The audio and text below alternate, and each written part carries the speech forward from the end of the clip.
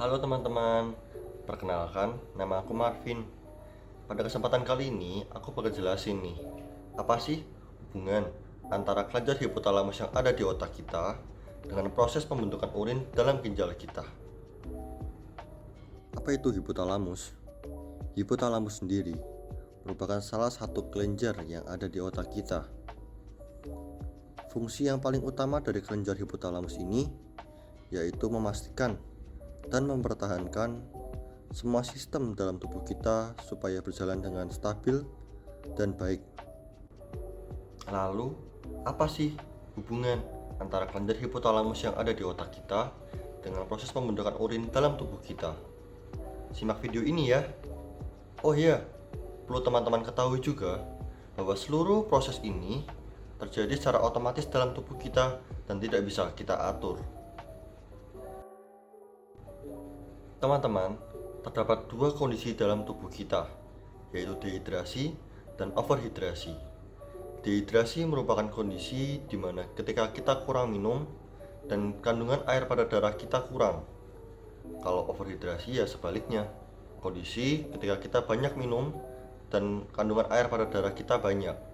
Dan yang pertama, kita akan bahas dehidrasi dulu ya teman-teman.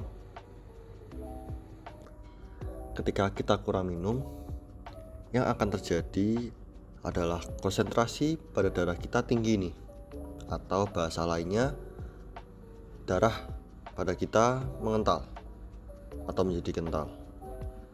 Mengetahui hal ini terjadi, kelenjar hipotalamus langsung merespon dengan cepat. Kelenjar hipotalamus langsung memproduksi hormon ADH atau antidiuretik hormon, yang mana hormon ADH ini berfungsi untuk mengatur dan mengontrol jumlah air yang akan diserap kembali atau yang akan direabsorpsi oleh salah satu bagian dari ginjal, yaitu nefron. Ketika kita dehidrasi, maka jumlah ADH yang dihasilkan oleh kelenjar hipotalamus banyak. Hormon ADH yang sudah diproduksi oleh kelenjar hipotalamus yang ada di otak selanjutnya akan diedarkan melalui darah sehingga dapat sampai ke ginjal. Hormon ADH ini akan memerintahkan supaya proses reabsorpsi pada nefron menjadi tinggi, atau dengan bahasa lainnya, hormon ADH ini akan memerintahkan supaya jumlah air yang diserap kembali oleh nefron itu tinggi teman-teman, atau banyak. Nah, apa sih dampak dari tingginya proses penyerapan air kembali ini? Dampaknya yaitu volume urin yang dikeluarkan menjadi sedikit dan tentunya warnanya menjadi kuning pekat. Selanjutnya overhidrasi. Ketika kita banyak minum, maka kandungan air pada darah kita menjadi kurang atau menjadi sedikit. Hal ini menyebabkan konsentrasi pada darah kita rendah, atau dengan kata lain darah kita menjadi encer teman-teman. Kelenjar hipotalamus pun tidak akan tinggal diam. Kelenjar hipotalamus langsung akan merespon dengan cepat dengan memproduksi hormon ADH dengan jumlah yang sedikit. Hormon ADH ini nantinya akan beredar bersama darah supaya dapat sampai ke ginjal.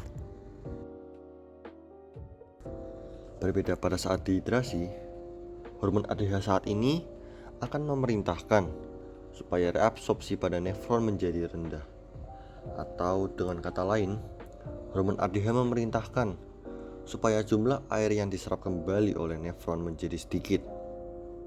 Lalu apa dampaknya? Dampak dari sedikitnya jumlah air yang diserap kembali oleh nefron yaitu volume urin menjadi banyak nih. Lalu warna dari urin ini kuning jernih atau jernih dan urin menjadi encer. Supaya lebih mudah, teman-teman dapat memahaminya seperti ini. Ketika kita dehidrasi, maka kandungan air pada darah kita kurang. Kelenjar hipotalamus akan memproduksi ADH dalam jumlah yang banyak, sehingga proses reabsorpsi air pada nefron menjadi tinggi nih, karena tubuh kita kan membutuhkan air. Lalu volume urin yang dihasilkan atau volume urin yang akan dikeluarkan menjadi sedikit dan warnanya menjadi kuning pekat. Berbeda pada saat overhidrasi, di mana kandungan air pada darah kita malah berlebih nih, menjadi banyak. Maka hormon ADH yang dihasilkan menjadi sedikit. Lalu proses absorpsi air pada nefron menjadi rendah. Lalu volume urin yang dihasilkan menjadi banyak dan berwarna kuning jernih dan tentunya encer. Kesimpulannya, kelenjar hipotalamus berperan sangat besar dalam pembentukan urin di ginjal kita. Lalu, yang akan terjadi jika kelenjar hipotalamus tidak dapat bekerja dengan baik atau tidak bekerja, yaitu tidak ada yang bisa memerintah tubuh kita kapan untuk menyerap air banyak dan kapan untuk menyerap air sedikit. Jadi, sekian penjelasan dari saya mengenai apa sih hubungan antara kelenjar hipotalamus yang ada di otak kita dengan proses pembentukan urin dalam tubuh kita. Terima kasih sudah mendengarkan dan menyimak video ini dengan baik sampai akhir. Saya Marvin, mohon maaf jika ada kesalahan dalam bertutur kata. Sekali lagi, terima kasih.